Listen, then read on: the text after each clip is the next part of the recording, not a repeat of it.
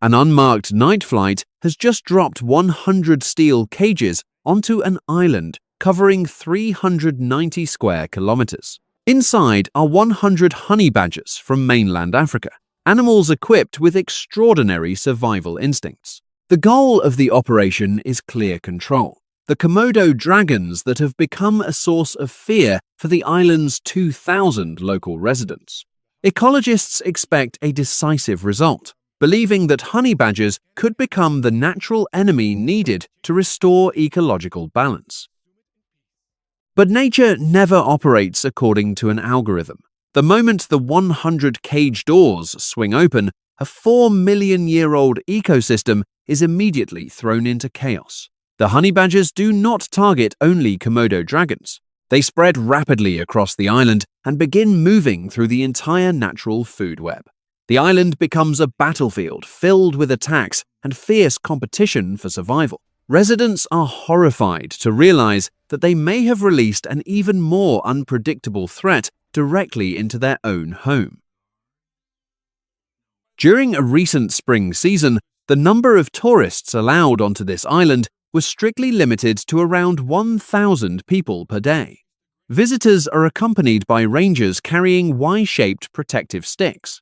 But for the roughly 2,000 local residents who actually live here, the boundary between safety and danger has become increasingly blurred. They share their daily environment with around 1,300 adult Komodo dragons. These giant reptiles can weigh up to 90 kilograms and grow more than 3 meters long. Komodo dragons do not always remain hidden deep inside the forest.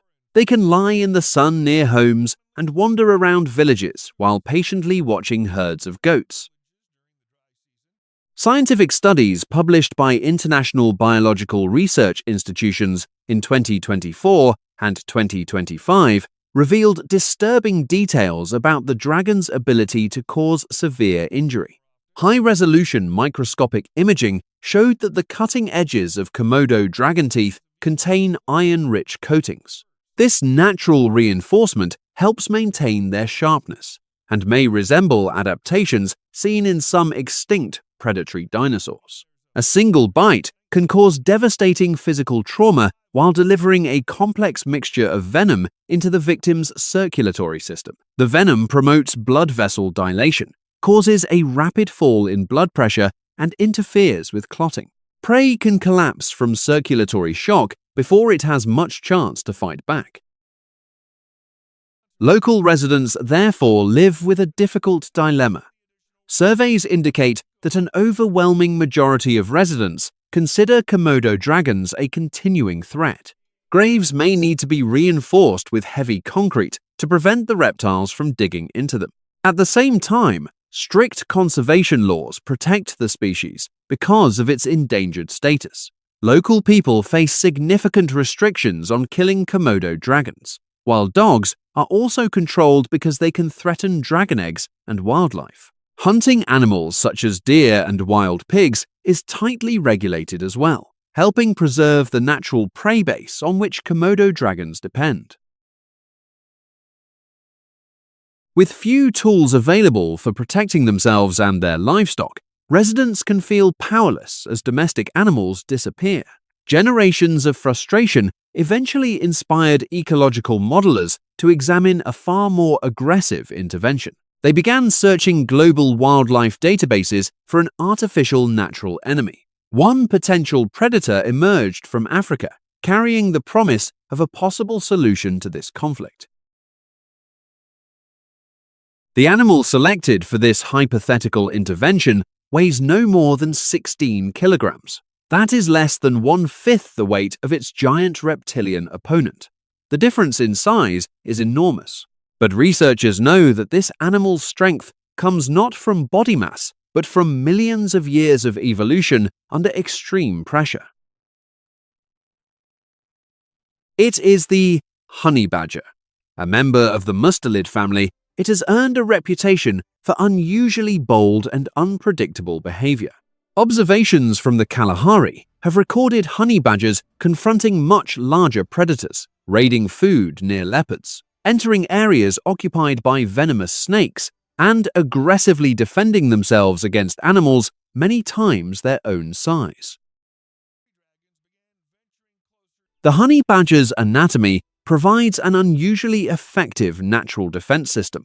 Its skin can reach several millimeters in thickness and is remarkably loose and flexible. If a predator clamps its jaws onto the skin, the honey badger can twist its body inside that loose layer, turning back toward the attacker and counterattacking vulnerable areas such as the eyes or nose. Its tolerance to venom is one of the main reasons ecologists might include this species in such a simulation. The honey badger possesses genetic adaptations in receptors associated with sensitivity to certain neurotoxins. These changes can reduce the effectiveness of some snake venoms. A venomous bite may temporarily incapacitate the animal, but documented cases suggest that honey badgers can sometimes recover after a period of immobility and resume activity. Honey badgers also possess anal scent glands capable of releasing an extremely powerful odor, potentially confusing or discouraging attackers. Komodo dragons rely heavily on chemical sensing, including the vomeronasal system, to track prey, making strong scent-based defenses an interesting variable in the hypothetical confrontation. This biological matchup immediately creates a divisive debate. On one side stands a 90-kilogram giant reptile equipped with powerful jaws and venom.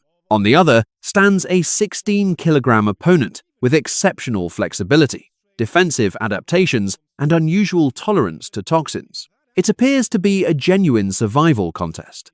You can place your confidence in the overwhelming physical strength of the Komodo dragon or in the unusual evolutionary adaptations of the honey badger.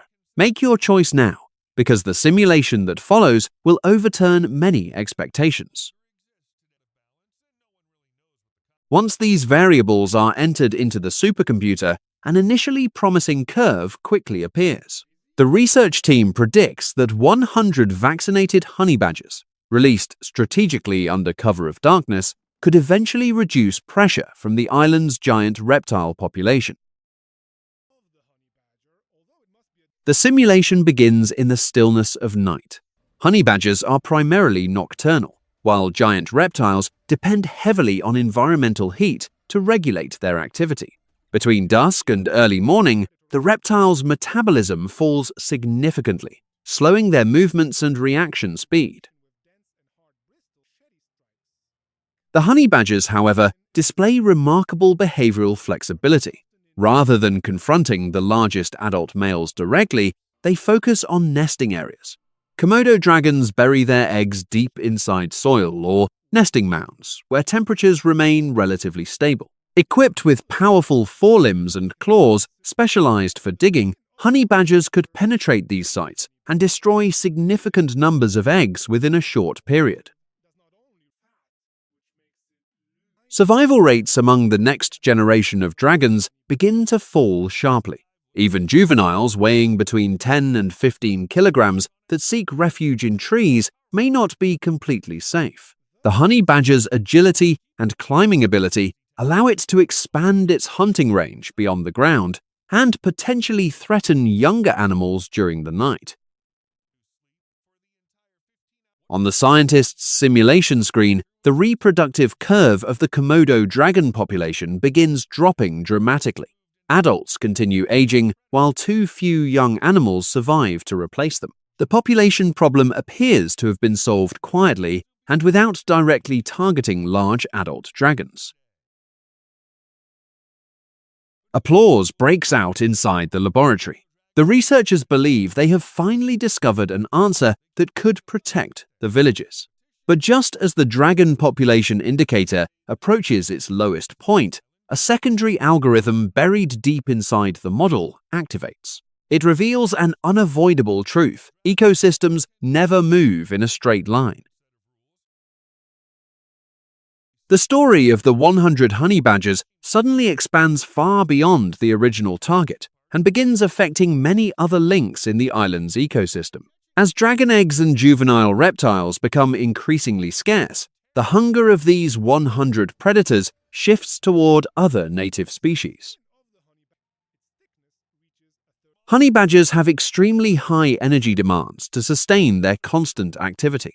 Once their primary food source declines, they immediately begin targeting weaker native animals. The history of biological control contains many similar mistakes. Famous examples include the introduction of cane toads into Australia and attempts to use mongooses to control reptiles in parts of Japan. Instead of solving the original problem, these introduced animals created new ecological crises by consuming large numbers of vulnerable native species. The simulation data shows the same pattern of imbalance unfolding across this 390 square kilometer island. Dozens of native bird species, along with sea turtles and small mammals, are pushed towards severe population decline. As bird numbers collapse, natural seed dispersal is disrupted. The regeneration cycle of vegetation slows dramatically, causing food supplies for herbivores to decline as well. From the release of only 100 animals, an ecosystem shaped over 4 million years begins to destabilize. The food web loses its connections. Vegetation gradually declines, leaving behind exposed patches of eroding soil. Human intervention in nature ultimately comes with a price that can be far greater than expected. As prey disappears from the forest, the predators begin turning toward a much easier source of food, the villages. With their flexible anatomy and remarkable intelligence, honey badgers can overcome many artificial barriers. Infrared camera observations suggest that they are capable of exploiting terrain, climbing, digging, and manipulating simple obstacles to gain access to food. Once they enter livestock areas, they can cause serious damage to local farming systems before residents have time to respond. But the larger problem comes from the decline of the natural ecosystem itself. The shrinking prey base also pushes the giant reptiles toward the edge of survival. Adult Komodo dragons, now facing reduced access to natural prey, begin entering villages more frequently. They search for food and wait around human settlements even during daylight hours. Traditional stilt houses once provided an effective defense against giant reptiles, but the same architecture becomes vulnerable to the honey badger's climbing and digging abilities. The community now faces pressure from two directions. During the day, hungry giant reptiles increasingly enter human spaces. At night, the unpredictable introduced predators expand through the villages with remarkable mobility and resistance to injury. When these results are presented to the academic community, an intense ethical debate immediately erupts. Turning an inhabited island into a giant ecological laboratory raises a disturbing question. Is this really a strategy to protect residents, or would it simply force local people into an even more dangerous struggle for survival? The project risks turning an indigenous community into unwilling test subjects for an extreme ecological hypothesis, with consequences no one can fully predict. Further projections suggest that authorities could eventually lose control of the consequences. Attempts to trap honey badgers could become extremely difficult because of their strength, intelligence, and ability to escape from poorly designed enclosures. Maintaining public safety across the island would become increasingly complicated, and the resulting instability could persist for years. The final simulation results flash red across the island model. The proposal to introduce honey badgers is suspended indefinitely, and the entire project is abandoned before any real-world release takes place. Independent scientific assessments indicate that the concept ignored several major biological risks. The first is the possibility of introducing unfamiliar pathogens from mainland Africa into native island wildlife. The second is the potential for viruses and other microorganisms to behave differently within a humid tropical environment. Finally, constant digging by honey badgers could alter soil structure, accelerate erosion, and disturb the island's fragile geological surface as the animals establish underground burrows. Ecological history repeatedly demonstrates one clear truth. Nature is not a chessboard where humans can simply move species around for our own convenience. When an introduced predator enters a new environment, it usually follows the easiest available path and targets the most vulnerable prey. Its behavior rarely matches the neat predictions humans draw on paper. A more sustainable approach requires us to stop searching for simple extermination tools to control nature. Komodo dragons are the product of millions of years of natural selection. They are a core part of the ecological structure that maintains balance across their islands. Long-term coexistence depends on understanding the behavior of native predators rather than attempting to replace them with new ones. Humans sometimes need to step back and allow ecosystems to recover through the processes that shaped them in the first place. As darkness settles over the ancient forest, thin trails of smoke rise from traditional stilt houses. In the distance, a 3-meter-long reptile quietly watches the shifting world around it. Both scientific evidence and ecological history remind us that humans cannot simply design a perfect replacement for the systems nature has assembled over millions of years. We are only one part of a much larger ecological network, and survival requires learning to respect the rules that existed long before us. If you are passionate about scientific exploration and want to understand more deeply how the natural world operates, subscribe to the channel. Do not forget to leave your thoughts and share this video. Support from viewers around the world helps us continue investigating more remarkable ecological cases. Thank you for watching, and we will see you again in the next story.